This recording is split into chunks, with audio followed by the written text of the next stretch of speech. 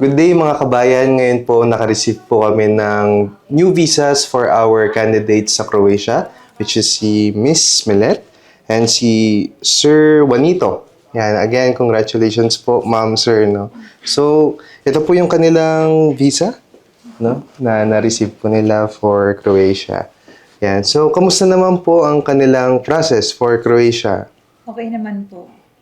Yan, natagalan po ba kayo? Okay na po, smooth naman po yung pag-process ng ano namin dito. Ayun. Si Sir naman po, kamusta ang kanilang Actually, application? maganda yung processing na at mabilis lang yung proseso ng mabilis lang lumabas yung visa. Ayun. Kaya maganda yung legit yung agency.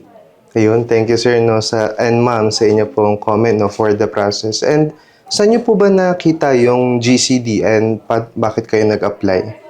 Ako po sa kaibigan ko, nirefer niya po sa akin. Kasi nandun na po siya ngayon sa iba. Okay. So, referral, Kaya no? referral And po. ang kaibigan niyo po nasa Croatia na rin. And si Sir naman? Siya na nakita ko siya sa FB page niyo. Then, nakabasa ko yung mga reviews at maganda naman at legit yung agency. Kaya hindi na ako nagdalawang isip na mag-apply sa inyo.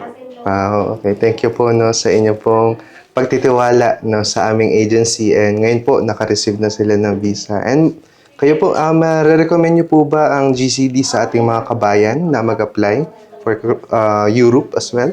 Yes po. Nire-recommend ko po siya. Ayun, si Sir po. Yes po, number one po, legit agency sa UAE and UCD. Also in other countries like Saudi. Kaya kung gusto niyo mag-apply for Europe, sa GCD na kayo. Ayun. Thank you so much po, Miss Milet and Sir Juanito. And ayun guys, kaya kung gusto niyo rin pong ma-start ang inyong Europe journey, mag-apply lang po sa aming WhatsApp accounts, mag-send na kanilang CV or bumisita directly po dito sa aming office sa Dubai.